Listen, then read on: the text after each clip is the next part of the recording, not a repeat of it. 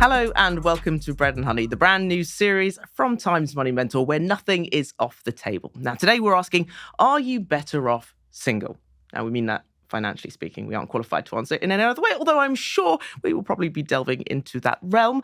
But surely it's a no-brainer. You have two wages as a couple, that joint income can pay for all the bills. Or is it? Well, joining me to discuss this is our consumer rights guru, Martyn James, as well as journalist and author Rebecca Reed. Welcome to you both. So let's see then what our views are now and whether by the end of it we will have changed our views. Rebecca, what's your view? Are you better off single? No, unquestionably. I've never been poorer than when I've been single. Kids are unbelievably expensive and they're not designed to be handled on one income. So I have sole financial responsibility for my toddler. She is in semi-full-time childcare, full-time 4 days a week, which comes in at about £28,000 a year. So if you're splitting that between two of you, then that perhaps is a lot more reasonable, but I pay for that on my own. So yeah, before I've even, bought food or paid my mortgage, I have spent nearly half my income on just childcare. That is an incredible amount, £28,000. Yeah, £28,000, and I think my mortgage is £24,000. That's private school fees. Wow. Yeah, that is the extraordinary thing when people talk about private education, though I'm not planning to do that personally unless I win the lottery. It is nursery is the equivalent. So private school is just continuing to pay for nursery. So every single person in this country who has a child who doesn't get governmental support for childcare is paying the equivalent of private school fees. Okay, Martyn, you don't have kids, but life's better single? Financially speaking? Well, it certainly has been very expensive. And also, I'm at a point in my life, I'm not going to say precisely where, I'm roughly 11 to 12 years old, where I've really struggled, being single over the years. And it has been very, very expensive indeed. But I can actually afford it now and I can enjoy a little bit more of life. And there are some things that I'm not losing out on, in terms of having to do things like go to lots of weddings. I'm not having to bring up a child as well. I'm not having to do all of those things. So I'm actually enjoying my single life. But there is little doubt that, a relationship would make life easier financially, though that's not very romantic, is it? Let's be honest. It's not very romantic, but it is something I hear a lot. And the number of my friends who have moved in with their partner prematurely because they felt like they wanted to start paying a smaller amount of rent per month or to share a mortgage is staggering. This I find just extraordinary, the idea of moving in with a partner for financial reasons, I think. I get it, but in the same token, let's say my mortgage is just over £2,000 a month. If I split that with somebody else, I'm saving £1,000 a month, £12,000 a year. If I like the person I'm in a relationship with, it becomes quite tempting. If you don't like the person, you are not saving £1,000 because you need that money for therapy. Yeah. Look, I enjoy being in a relationship with my partner. There's no question about it. But I know when I'm in a relationship, I don't think financially I'm better off. Yes, you have those fixed costs. So you have, as you said, your mortgage or your, rent. In my case, you have your energy bills, etc. Right? Or you go on holiday, you have to pay for a room. You can't split that with anyone, right? Those are your fixed costs, and absolutely you cannot deny that it's cheaper in a couple. But I find that if I'm with someone who earns more than me, I'm under pressure to pay. To keep up with them. If I have someone who earns less than me, I feel under pressure to pay for them so that I can enjoy doing the things I want to do. When I'm single, I just have so much more freedom and choice over what I spend my money on that I get so much more value from it. Lloyd's did some research into this and they actually found that while most of us think that we are worse off single, we are actually, on average, up to $3,600 a year better off when it comes to things like disposable income. But we think that we're worse off. I think also there might be some conflation with the fact that if you're not single, so when you are in a relationship, you have their social life and your social life. So your income tends to be split in more ways. So I go out for dinners with people I don't know very well because I'm going with my partner. Exactly. I go to weddings and christenings for his friends. He does the same for me. I think my boyfriend would definitely say he's poorer since he's been going out with me because he previously would have bought a packet of Red Stripe and spent the evening at home. Whereas I'm like, I want a nice bottle of Pet Nat. Let's make steak. So I think it depends who you're dating. I'm definitely more expensive than not dating anybody. But I suppose it depends whether your fun money is equivalent to your fixed costs. So I don't. So that £1,000 a month you're saving in rent, I personally don't As think that someone I without spend. kids.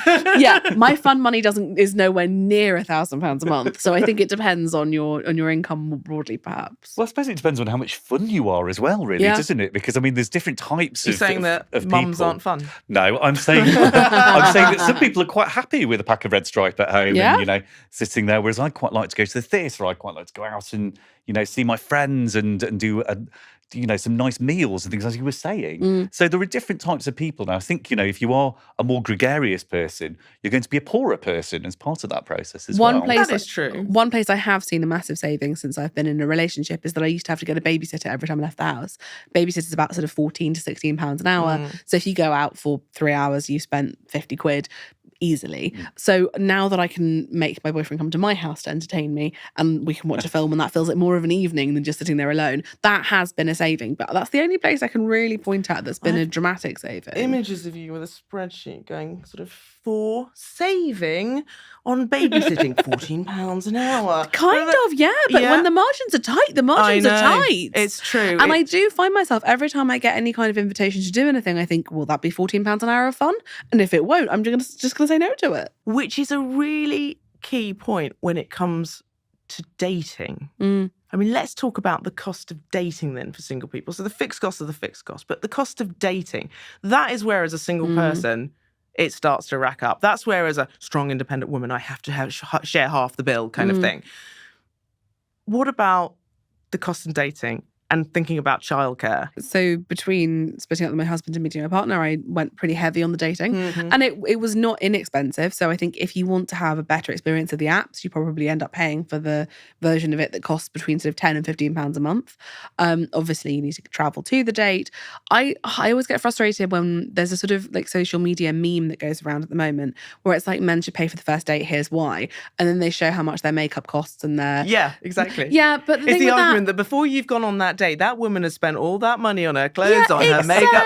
You're not buying that. She didn't buy that outfit for that date, and if she did, she's put too much pressure on the date. And I'm sorry, you're making too much effort. The bit that makes me so cross is no, honestly, don't make so much effort for dates. Rubbish. If I have one piece of dating advice, it's make less effort. But when they cost up what it costs them to go on the date, they do the price.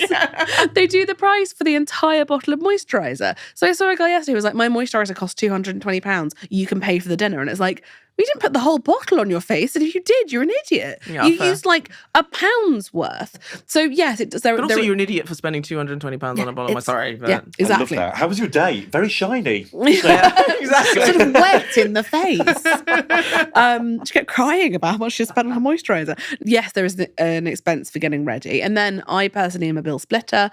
When I go on a first date, I like to pay half. But also, I would never go for dinner on a first date. I would only ever go for drinks, really, at the pub. Again, keep it low pressure, keep it low effort. So therefore, you probably spent, I don't know, 20 quid on a couple of rounds around. So it is expensive, but I reckon I could get in. I used to be able to get in and out for 60 quid. And also, I crucially used to, well, that's including a babysitter. The babysitter was actually a great dating hack because I would only book 3 hours and it would take 20 minutes to get there and 20 minutes to get home, leave me with 2 and a bit hours. And because I was left really quickly because of the babysitter, they always thought I was interesting and hard to get. Genius. What an amazing excuse. Yeah. Also, notes down again. Guaranteed. Yeah. I mean, Fake babysitter. Yeah. I am the least hard to get person truly in my bones. I am so easy to get, a scrap of love and I'm yours. But because of the financial penalty of having a child, I actually came across quite aloof and quite difficult to get at. And if I was asked for a date last minute, couldn't get a babysitter, wouldn't go. And if I was asked on a date at sort of short notice, I'd already had a babysitter that week, my budget's gone, can't go. It made me follow like the rules, which I wouldn't naturally do at all. Martyn, you've done a lot of work on the cost of dating. I thought you were going to say I've done a lot of dating then. I was wondering where this was going. I mean, that was going to come up at some stage, right? So you've got a lot of experience in this field.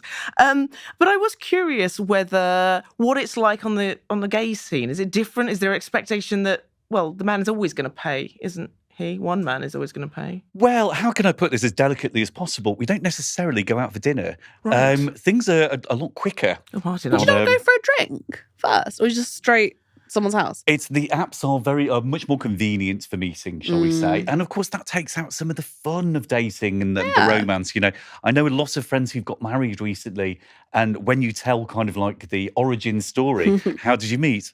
shuffling of feet and we met on an app. And actually, it's really interesting because there's actually a real reversal at the moment. People are moving back towards actually going out on dates or meeting in the in real real life. world. Yeah. Meeting Wow. exactly, which is actually quite exciting because I miss that. I was reading an article about a woman who had basically for the last 2 years gone on a dating app just to have her meals paid every night. Yeah. So, I mean, look, is it more expensive to be single for a straight guy than it is for a woman? Yeah, I mean, it depends who you're dating. It depends if you're dating the kind of person who expects to be taken to dinner and have that paid for every single time. I don't think you can attract a decent quality man by expecting him to pay, because I think either he's stupid or he sees women as something to be paid for, but either of those are not good. So I think that's a short-term gain. She didn't pay any, she got to eat out a lot of places for a year. But you've had to have the company of people you don't particularly know or like. And at the end of that, I guarantee you're not in a relationship. And that becomes more expensive long term. So actually, I think it's a financially unprudent way of approaching life. I don't want this to turn into a just purely dating episode, but oh God, I couldn't go back and do that again. No, The online dating scene is just hard out there. Exhausting. I Emotionally. loved it, I have to say. I found it really... But I think because I did it because at the time, I felt like I had the financial stability to do it on my terms, get an Uber there, pay for my own drink if I want to. I didn't feel beholden to anybody. It felt low pressure, low effort and easy. What are your views about online dating? Let us know in the comments below. I want to broaden that out a bit more about women being better off single. Because there was a stat in the US, which I just found really interesting, that in the US's largest urban areas, and I don't know about the UK, but I imagine it's probably quite similar, single women are almost twice as likely to be homeowners as single men. There was no city in which single men outpaced single women. Now, there may be loads of different reasons for that. There were more, apparently, women twice as likely to report being widowed last year. Who knew? Single women apparently prioritise home ownership more. Maybe that's a kid's thing. I don't know. Single women more likely to make sacrifices to become homeowners. What do you make of that stat? I think there's a lot of different aspects to play there, but of my single friends, they have strived to own property because it's one of the few life stages that you can take ownership of without needing to be reliant on anybody else. And I think what's difficult when you're single is that there's anything else you want to achieve, a career, running a marathon, making new friends, you can do that. You have some control over it. Getting into a relationship, getting married and having children, that relies on you finding somebody else who wants to do it with you. So I think property ownership felt like a real emblem of adulthood that my friends really wanted in their 30s, particularly if they didn't have a husband, because it was the one part of their childhood and their concept of adulthood that they were able to reconstruct for themselves. And I think that's probably why more women strive for it. I don't know, it's just never been a thing for me. The idea of owning my own home, I like the freedom, the flexibility to move around. Look, if you have a bad relationship, you can get out quickly. That's a bit serious, but it's true. Yeah. I can move around. My career as a journalist means I can get around the country. I can live in areas that otherwise would be unaffordable to me to buy a home. Yeah. I like the fact that, I can go maybe to Spain and work from there. I'm lucky I can do a lot of working from home. I don't think we talk enough about the benefits of being single. And it goes back to what you said earlier about people moving in really quickly just so they can afford it. And I think about people buying really quickly. Why in your early 20s or mid-20s would you be looking to make such a commitment with someone? I don't think many people are beying in their early 20s with somebody, unless, generally speaking, I don't think many people in their early 20s are buying property at all. Mid-20s, late 20s. But even still, I mean... At my age, it all feels early 20s, teens, babies. I think it's still fairly unusual to do it in your 20s, but the people who do, you will often come across those sort of financial advice articles where some smug woman will be going, I bought a house at 23 and here's how I did it. And the answer is always, I lived at home, yes, my parents always helped me with money, and I have a husband. Usually that husband works in a trade, so has left school at 16 and has been earning from 16 through 23, which in university educated terms means that he's the equivalent of 30. And I think if you are somebody who hitches your wagon very smartly to somebody who started earning at 16, then of course you're buying a house in your 20s. But I do think there are some women who go, I want a home, I want a place that I feel safe, and therefore my priority is to find a partner who can help me achieve that. And while I think it might sound a bit unromantic, I can understand why women might do it. Hitching your wagon. In other words, is that a gold digger, Martyn? I'm trying not to sing the song at the moment, actually. I'm going to hitch but I'm not going to do. I promise not to Hitchy, I sing. love that expression though. But it's a really great. I mean, could you do that?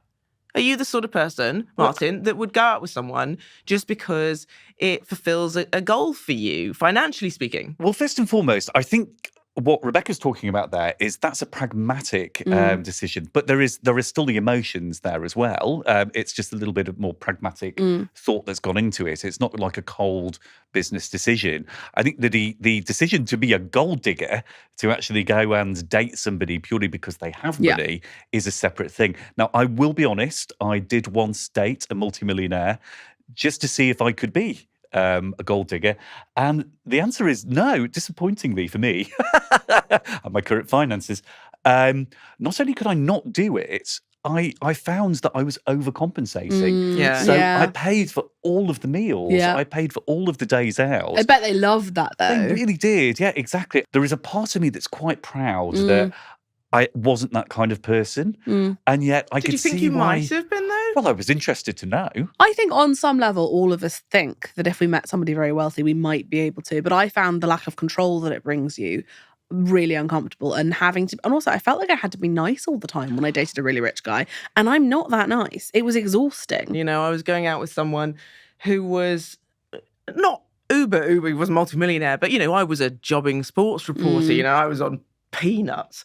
And this person was earning a lot of money. And what I found that they were doing was just in little ways, and it wasn't their fault. They were trying to help me. But, you know, I was in my 20s and it was like, oh, buying me nice clothes. Look how nice you look with nice clothes. And buying my waxing, buying my facials. And my attitude was, why don't you just buy me something I want? And actually, it's very easy to talk about the idea of like wanting to be a Catwoman. And it's so common in TikTok and in Gen Z. No, but it's particularly in women. Like the Andrew Tate generation, the one good thing that they think, and there is only one good thing, is that they have to provide. And there is a very large swathe of women, particularly on TikTok, particularly Gen Z, who have absorbed this idea. They've seen their mums work and have kids and do all the domestic and emotional labour, and they've gone, that's not for me. They've overcorrected and they want to be trad wives.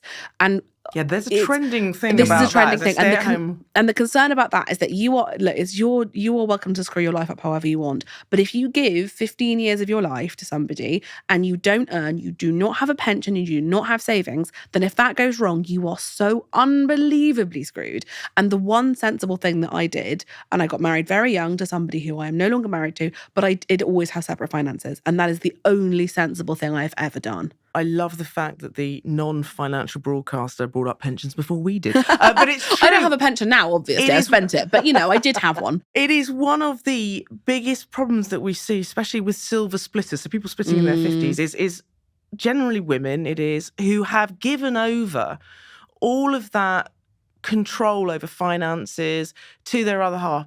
To me, the idea of doing that, and I think you've probably got the idea that I don't really do things in the traditional way, I couldn't imagine having my other half control my pension, the investments, the household budget, this and that. Isn't there any part of you, sometimes I have a little fantasy about just being like a little wife and having a card and not having to know what any of the numbers are. It just sounds so relaxing. I'd love that, but I don't think it works. No. But so that's interesting because I like in La La Land, I would love that. I just know that it wouldn't work in reality. And I think how you spend your money is a bit of an emotional compass. And I found when my marriage was in a very bad shape, I was doing an unbelievable amount of online shopping.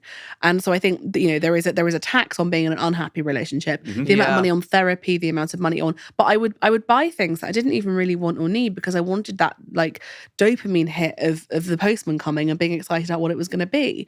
And I think you need to look at your bank account and say, what is this telling me about my life and my mental health and my emotional state? I'm so glad you said that because actually this is something that's really common and you see it a lot, and it's one of those things that's very hard to explain to the more judgy kind of people who watch and listen or kind of will read the articles that we diligently put out on Times Money Mentor, and then you get some very angry people saying, well, isn't it terrible that these people just can't manage their finances? And the fact of the matter is, when things are going worse, all of the evidence repeatedly shows that people do go, as you say, Rebecca, for the dopamine hit. Yeah. So I think in our capacity as financial journalists, this is one of those things that we constantly get asked about. You know, it's how to undo situations where people have had a mad moment and kind of spent loads of cash. So actually, that is one of the things that's really, really important to know, that if you do have a moment and do kind of do the tax of being unhappy, that there are ways to get yourself back out of it. Retail therapy is a thing. Yeah, I think people. basically When you are feeling sad and your relationship is unhappy, actually that sort of change in habits is probably quite a key indicator that something isn't right with you. Yeah, absolutely. I think being single and happy is definitely cheaper than being in a relationship and unhappy. I cannot agree with you more, but why is it? And maybe I'm wrong, and have been single for many years of my life and enjoyed it, but there was this attitude, and there's always been this attitude from society that why every movie you watch, the ultimate goal is to get married at the end and live happily ever after. Why can't you just be satisfied, happy, and single? But I think there are these milestones that the majority of us either want to meet or feel we should meet, which is property ownership or some kind of permanent home, a family, whether that's you and a dog, you and living with a best mate long term, and some kind of romantic, significant relationship. And I don't think it's bad to want those things. I just think, for instance, there are politicians like Miriam Cates and Danny Kruger who are increasingly trying to financially incentivize marriage and staying married and being in a relationship.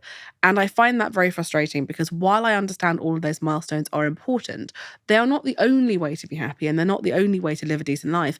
And actually, it would seem to me that the people who need the tax breaks are the people who are not in that traditional 2.4 kids setup, because that is a financially penalised situation. Well, there's talk about getting a cohabitation bill, which I think is going to be absolutely key, because this concept of a common law wife, a common law husband, does not exist. It's a very common misconception. I have read so many threads on Mum's Net where people will say, but we've been together for 7 years, and it's always 7 for some reason. I think you're absolutely right. I think one of the things that's particularly challenging for people who are in relationships is being forced into staying with them for precisely these reasons. And you are told, there's such a high cost of leaving. Yeah. How do you start over again? And I think that is why people stay in terrible relationships. I know I've stayed in relationships longer than I should have done because of the fear of, starting over. But then conversely as well, I would say that, one of the things about being single is it very much makes you focused on the fact that you can't really make mistakes. You have to get things right if you want to enjoy that life. And also, I find in the time where I've been single, I mean, less so romantically, but living alone and, a single parent, it's expensive to get anything wrong because there is nobody to do anything for you. There is an inconvenience tax. If I forget something, I have to get it couriered. There's no partner to go and drive it for me. And if I lift something badly and I hurt my back, I need to go and pay a masseuse to sort it out. Nobody's going to quickly give my shoulder a rub. Those small things do add up. And I have noticed as I've got into a more serious relationship, having somebody else who can say, don't call a locksmith, I'll bring the spare key round, that is saving me money as time goes on. So I think genuinely it does seem to be cheaper and cheaper to be in a relationship. Inconvenience tax. I'm also wondering if there's a psychological comfort. I'm a very independent woman, especially when it comes financially, right? So the idea that if, I lose a job or something goes wrong, even if I'm with a partner, I don't think, oh, it's fine, I'm with a partner. They've got it. But slowly, as the relationship builds, there is that understanding and belief and comfort. And that brings with it some sort of joy, I suppose, that if something does go wrong, and you can be more liberated in your work. You can take more risks. Whenever you see these people on social media that, content creators or whatever, you think, and that's hard work. That is a lot of effort. You think, how could they do this? How could they build it from nothing? Most of them have got, someone behind them that can basically pay the bills. And this is the thing. People talk over and over and over again about Nepo babies and the privilege of having wealthy parents. In my experience, that taps out in your 20s. No matter how wealthy your parents are, they will feel a sense of shame if they are supporting you financially into your 20s. What does make a big difference is Nepo spouses. And I've worked in women's journalism for a long time, and lots of them did have moderately wealthy middle-class parents, but the ones who could stick it into their 30s had rich husbands. Every single women's magazine I've ever worked at, the top staff were all married to men who worked in banking because they prop it up. And that is, again, a real single tax. If there's nobody to say, don't you worry, babe, you go for that job. And if it's a pay cut, I'll sort you out. Do you think that affects the content that therefore goes out? 100%. 100%. Oh, God, absolutely, of course. But then it goes back to everything that we say at Times Money Mentor, which is Don't have your Nepo husband. Have your Nepo savings pot, your investment pot. Do that for yourself. Be your own sugar daddy. Because, be exactly right. Be your own sugar daddy. I'm learning loads today. I know, right? Write that down. Be your own sugar daddy. Yeah, absolutely. So if something goes wrong, you can pay for it. And it's not even about if things go wrong. Let's think of the positives. So you can write that book, take time off, build your website, do whatever creative thing you want to do, but without having to rely on someone else. Because I cannot imagine handing over that sort of freedom and power to someone else and be reliant on that. I've heard too many stories about abuse within relationships, financial, domestic abuse, not even that severe, but just little things like, what are you spending your money on? I don't want to tell you what I'm spending my money on. I earn it. I spend it how I want. I mean, the most expensive thing you can do pretty much is get divorced. And that I'm currently in the middle of a divorce. And so when I had my daughter, I had £45,000 in savings. I now have like about 2. I spent my pension wasn't with a pension fund. It was just in an ISA. I've spent that. I have decimated my finances by leaving my relationship. And I have very middle class parents who've helped me a great deal. I have a fairly well-earning job. How anybody who doesn't have my level of privilege manages to leave a bad marriage, I don't know. Every time I went out of a bad relationship, and my ex, who I was with for 10 years on and off, said to me, why is it every time we break up, your career takes a step ladder up, a step up, and then it sort of stagnates when I get into a relationship? I would focus on myself when I was single, and therefore what I could create in terms of money, so investing in yourself, meant my career and my wage was going up. So actually, there is that element. So could you have, in a really unhappy relationship, had the freedom, the creativity to write books and to do that? I don't know. No, not with a newborn and a terrible failing marriage. That I think there is a bit of a tendency these days to try and find how the failure was a win and how the phoenix rose from the ashes. And some situations aren't like that. Some situations just ruin your finances and screw you up and make you miserable. And then you slowly try and rebuild. But no, I haven't had any kind of great win out of the experience. But, that's life. And you get... wait. Yeah. You wait. Maybe honestly, one day. It's coming. Maybe it's coming one down day. the road. Yeah. When your kid's older. I do want to ask you, as I suppose it's a new-ish relationship. Yeah, so we've been together for a year. Yeah, that's so new-ish. Pretty new. How early did you start talking about money? I was really surprised. He told me casually in conversation very early on how much he earned. And so I said this and I replied. And I think it's been so useful having that oversight over each other's finances. Why did he do that? Did he ever explain? I think it just came up in conversation. I think he said, when I moved jobs from blah, blah, blah to blah, blah, blah, I went from, he has a very easy way of talking about money. He's Northern and he pretends he's tight. He's not. But he likes to tell you that he's tight when and actually he's incredibly generous. But he keeps a very good overview over his finances. And so he's been a very good example to me financially, because I have a bit of a little treat mentality. Like if I do anything good, I'm like, now I need a little present. And he doesn't have that. He's like, and now I'm an adult and I've done the thing I needed to do today. So yeah, we've been very transparent, and I think it's important to talk about the cost of childcare because it's part of my life, and I'm very transparent about everything about my life because I'm a gobby journalist who makes money by showing off about what's going on. So yeah, we've both been very, very transparent, and we tend to split things. I think we probably split things according to our earnings. So he earns a little bit more than I do, and he pays for a bit more stuff than I do, and that feels comfortable to both of us. Martyn, as the tight Northerner. I'm more Northern than you, I'd like to point out. Well, we could debate this for quite some time. The takeout I'm getting from this is data Northerners. So I think that's the one thing I'd like everyone who's watching to remember. Pop that in the comments. I agree. What fascinates me, and again, I don't want to bring this back to being soppy, is about the whole concept of romance. Because a lot of the things that we're talking about here, I would love to be like you, Rebecca. I really would be. And this sounds so sensible and it sounds like what everyone should be doing. But the mistakes that I've made in the past is I've not talked about money because it wasn't romantic, or I wanted to do the largesse, and which was stupid because like you, I walked away with nothing from the relationships that I was in. And I suppose that's kind of the message I'd want kind of our younger viewers and listeners to kind of take on board, is to do what you're doing. But I do think that love makes us blind. Love, he says, with his flat northern vowels, makes us blind. That's why getting there quick, right? First date. What's in your pension? First days? Before you're in love. Gosh. Before you're blinded. Gosh. I'm right in there. You know, probably what explains why I've been single for so long. But She you said know, that. She said that, not me. honestly though, I it might be to do with the fact of my career.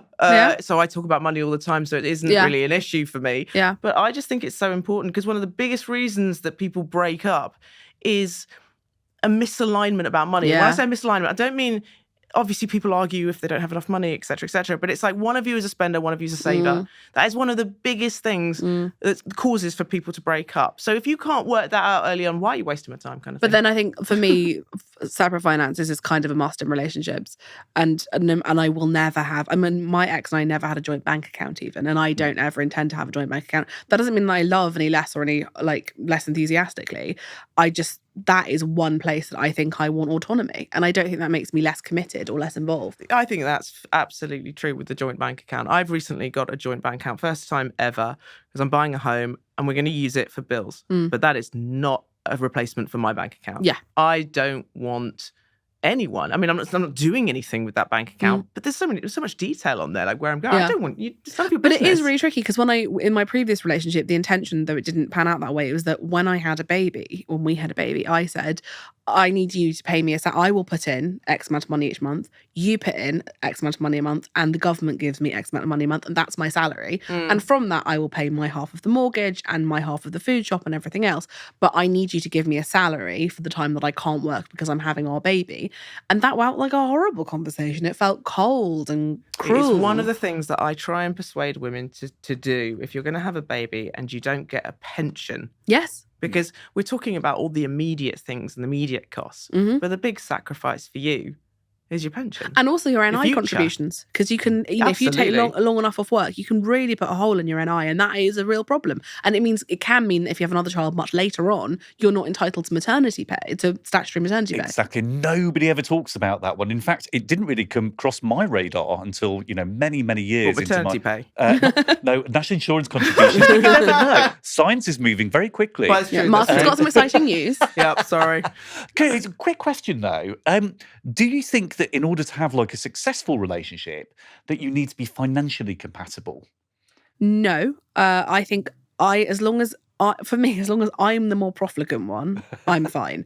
I feel like I have a real sense of, I know thus far and no further. I like a little treat. I will buy a £20 bottle of wine and I'll feel really excited. Sometimes at the weekend, I like to go to the butcher rather than to the supermarket to buy meat. Like, my concept of what luxury is quite reasonable. Yeah. I like to be the more spendy one, so I get to be the fun one, and I like to be with somebody who's a little bit more conservative than I am financially. But I think that my parents have an incredible marriage and are very financially sensible. And my dad calls my mum the Chancellor. So if we want to do anything, he says, I'll put it to the Chancellor. I think one person who is spendy and one person who is sensible is fine, as long as the person who is spendy has a cap on how bad they can be. Absolutely. And as long as you talk about it, look, it doesn't preclude you from going out. One of the other key is communication, right? But also, I think savvy people need a spender. I think my boyfriend would sort of, he would really. I said the other day, what will you do if you get a really big book deal? He was like, put it in an ISA. And I was like, no, come on, don't be a loser. You're going to buy a watch or a car or something.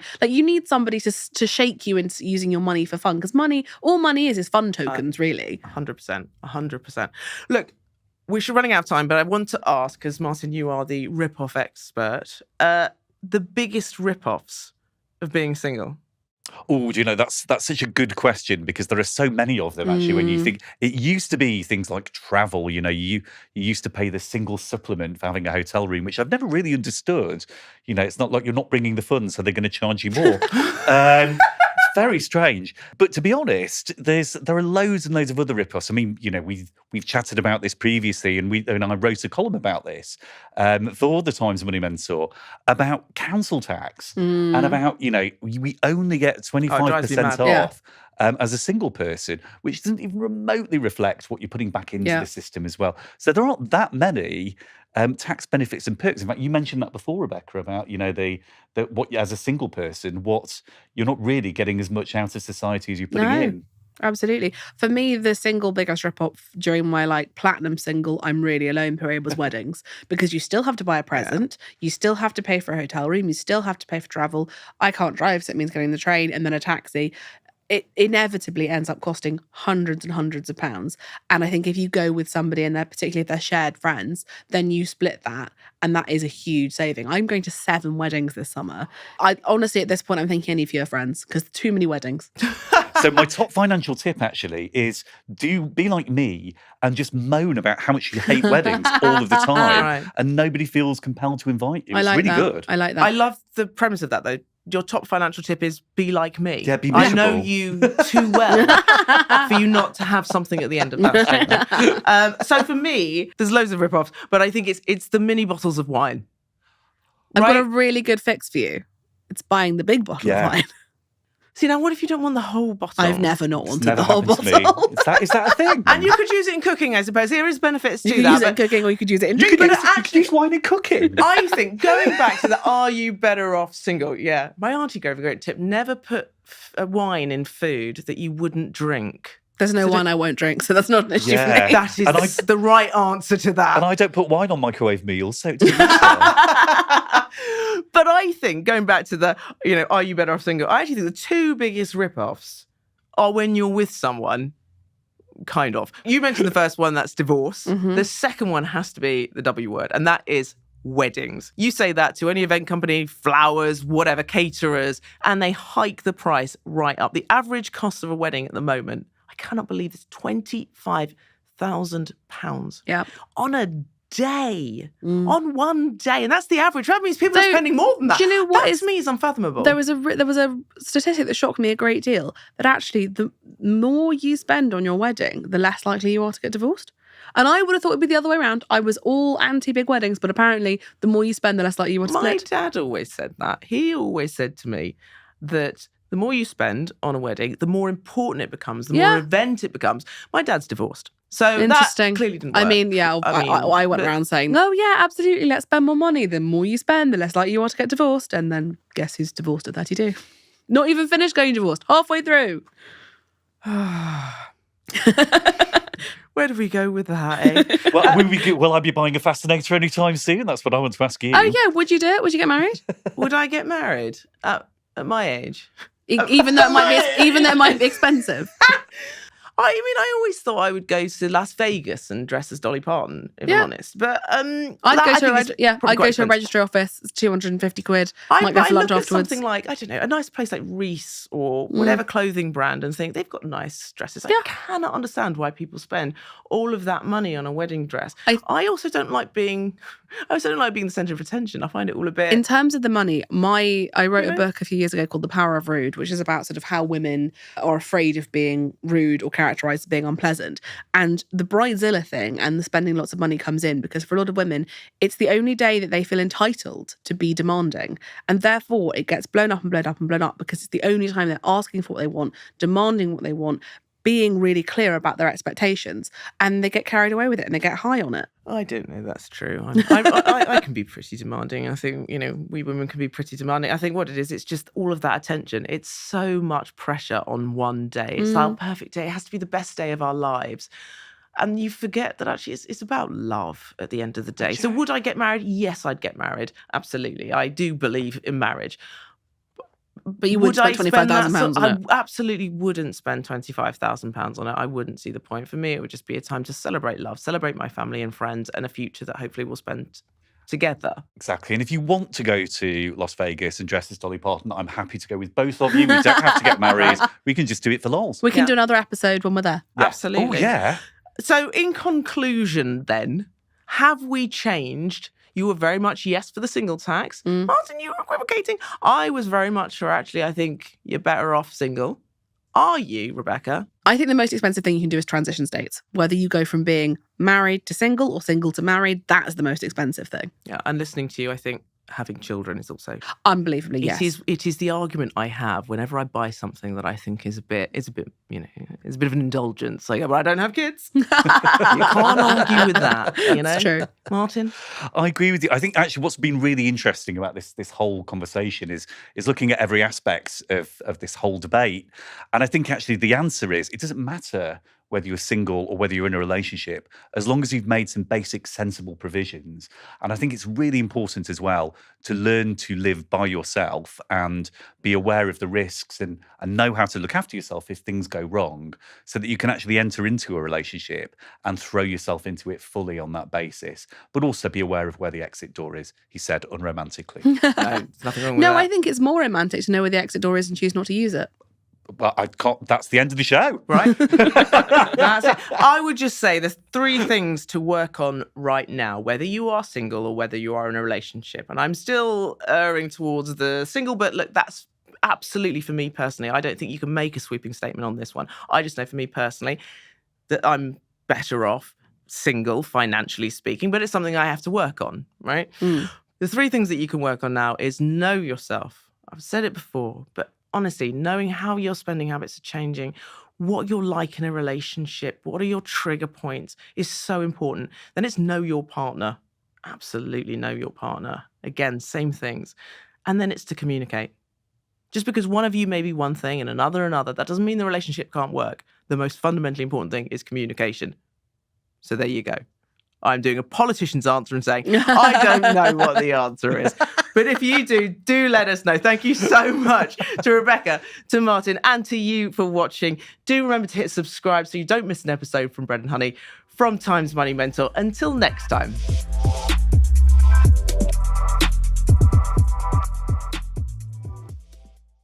Just a reminder that anything you hear in this show is not financial advice. We are not qualified financial advisors. Remember too that investing carries risk. The value of your assets may go up as well as down, and you could lose all your money. It's best to speak to an independent financial advisor. We have plenty more on this on the Times Money Mentor website.